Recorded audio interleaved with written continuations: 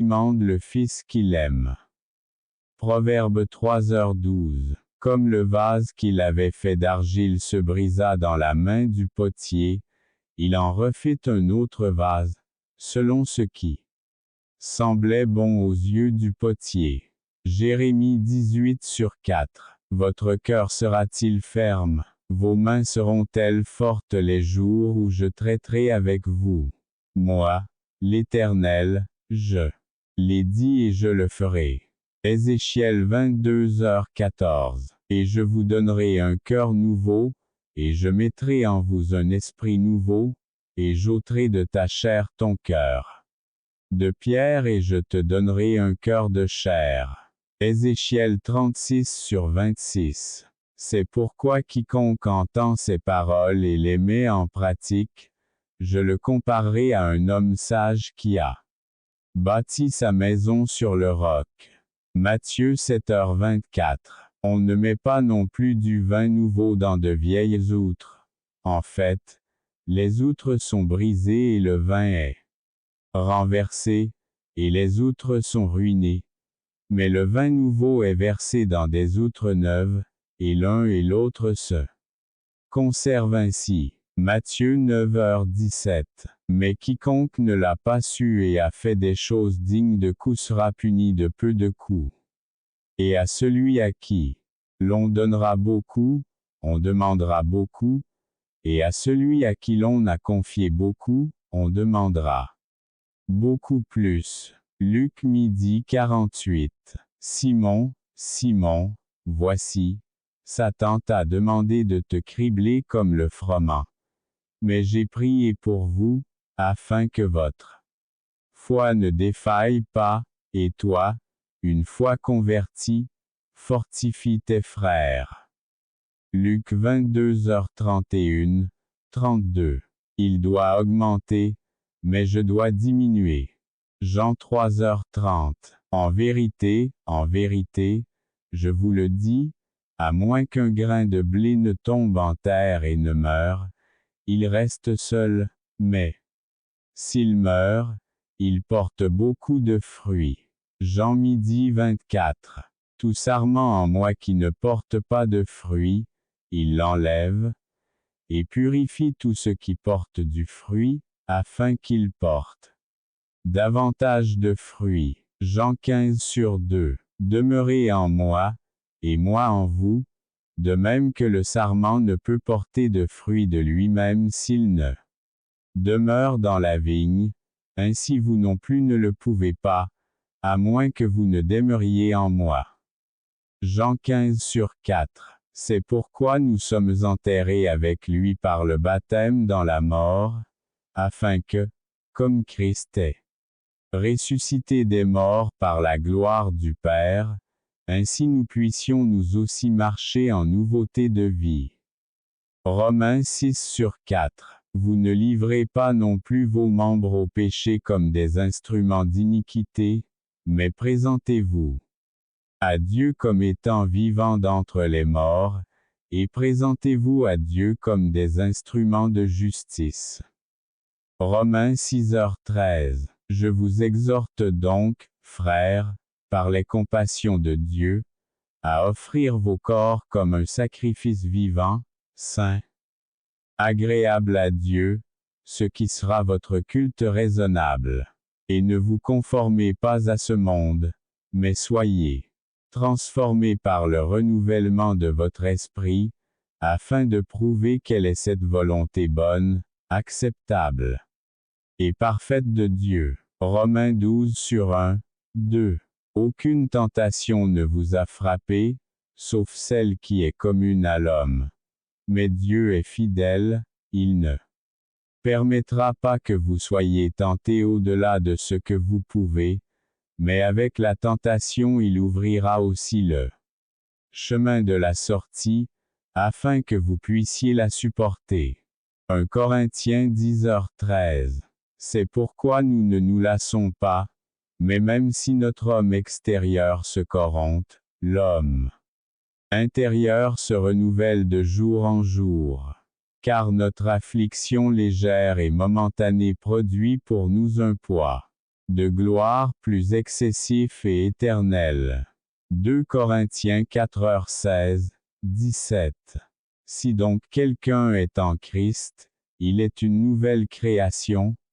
Les choses anciennes sont passées, voici, tout est refait. 2 Corinthiens 5h17. Car, même si nous marchons dans la chair, nous ne combattons pas selon la chair. Car les armes de notre guerre ne sont pas charnelles, mais puissantes par Dieu pour détruire les forteresses. 2 Corinthiens 10/3, 4. Et il me dit, ma grâce te suffit, car ma puissance s'accomplit dans la faiblesse. Je me vanterai volontiers de mes faiblesses, afin que la puissance du Christ habite en moi. C'est pourquoi je prends plaisir aux faiblesses, aux insultes, aux besoins, aux persécutions, aux angoisses pour l'amour du Christ. Parce que quand je suis faible, je suis fort. 2 Corinthiens 12/9, 10. Et soyez renouvelés dans l'esprit de vos sens, et revêtez-vous du nouvel homme qui, selon Dieu, a été créé dans une vraie justice et sainteté. Éphésiens 4h23, 24. Ayant l'assurance que celui qui a commencé en vous une bonne œuvre l'achèvera jusqu'au jour de Jésus Christ. Philippiens 1/6. Frères, quant à moi, je ne pense pas y être parvenu. Mais une chose que je fais, c'est qu'oubliant ce qui est en arrière et me tournant vers ce qui est devant moi, je cours vers le but pour remporter le prix de la vocation élevée de Dieu en Jésus-Christ. Philippiens 3h13, 14. Combattez le bon combat de la foi, saisissez la vie éternelle, à laquelle vous avez aussi été appelés, après avoir fait une bonne confession devant de nombreux témoins. 1 Timothée 6h12. Souffrez donc des afflictions avec moi comme un bon soldat de Jésus-Christ. 2 Timothée 2/3. Mes frères, ayez une grande joie lorsque vous tombez dans diverses tentations, sachant que la mise à l'épreuve de votre foi fait travailler la patience. Jacques 1/2, 3. Soumettez-vous donc à Dieu, résistez au diable, et il fuira loin de vous. Jacques 4/7. Ce dont vous vous réjouissez grandement, bien qu'il soit maintenant important, s'il le faut, que vous soyez un peu de temps attristés par diverses tentations, afin que la preuve de votre foi, bien plus précieuse que l'or qui périt et est éprouvé par le feu, puisse être trouvée en louange, en honneur et en gloire, lors de la révélation de Jésus-Christ. 1 Pierre 1/6, 7. Bien-aimé, ne sois pas surpris de l'épreuve enflammée qui vient sur toi pour t'éprouver, comme si une chose étrange t'arrivait, mais réjouissez-vous du fait que vous participez aux souffrances du Christ, afin que vous puissiez aussi vous réjouir lorsque sa gloire se révélera. 1 Pierre 4h12, 13. Car les pauvres ne cesseront jamais du milieu de la terre, c'est pourquoi je te commande, en disant, tu ouvriras librement ta main à ton frère, à tes nécessiteux et à tes pauvres dans ton pays. Deutéronome 15h11. Honorez l'Éternel avec vos biens et avec les prémices de tous vos revenus, et tes greniers seront remplis d'abondance. Et tes pressoirs regorgeront de vin nouveau. Proverbe 3/9, 10. Ne refusez pas le bien à celui qui le possède, quand il est en votre pouvoir de le faire. Proverbe 3h27. Il y en a qui se dispersent, et d'autres encore leur sont ajoutés, et d'autres, qui retiennent plus que ce qui est juste, mais c'est à leur perte. Elle, âme généreuse s'engraissera, et ce qu'elle arrose sera aussi arrosé. Proverbe 11h24, 25. Celui qui ferme son oreille aux cris des pauvres criera aussi et ne sera pas entendu. Proverbe 21h13. Apportez toutes les dîmes dans le magasin, afin qu'il y ait de la nourriture dans ma maison, et alors éprouvez. Moi, dit l'Éternel des armées, si je ne vous ouvre pas les écluses du ciel et ne répande sur vous une bénédiction, de sorte que la plus grande abondance vous en reviendra.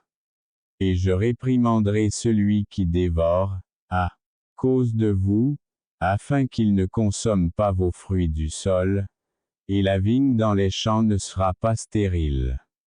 Pour vous, dit l'Éternel des armées. Malachie 3h10. Donnez à celui qui vous le demande, et ne vous détournez pas de celui qui veut que vous lui prêtiez. Matthieu 5h42. C'est pourquoi, quand vous faites l'aumône, ne sonnez pas de la trompette devant vous, comme font les hypocrites dans les synagogues et dans les rues, afin d'être glorifiés par les hommes. En vérité, je vous le dis, ils ont reçu leur récompense. Mais quand tu fais l'aumône, que ta main gauche ne sache pas ce que fait ta main droite, afin que votre aumône soit faite en secret. Votre Père, qui voit dans le secret, vous le rendra publiquement. Matthieu 6/2-4. Et le roi leur répondit, en vérité, je vous le dis, dans la mesure où vous l'avez fait à l'un de ces plus petits de mes frères, c'est à moi que vous l'avez fait. Matthieu 25/40. Donnez, et il vous sera donné. Une bonne mesure, pressée, secouée et débordante, sera versée sur vos genoux, car avec la même mesure avec laquelle vous mesurez, ils vous mesureront aussi à nouveau. Luc 6h38. Et je dis ceci, celui qui sème avec parcimonie moissonnera aussi avec parcimonie, et celui qui sème abondamment récoltera abondamment. Chacun doit contribuer comme il l'a résolu dans son cœur, pas avec tristesse, ni par nécessité, parce que Dieu aime celui qui donne avec joie. Et Dieu est capable de vous accorder toute grâce, afin que vous ayez toujours toute suffisance en toutes choses et que vous abondiez en toute bonne œuvre, comme il est écrit, il a dispersé, il a donné aux pauvres, sa justice dure à toujours.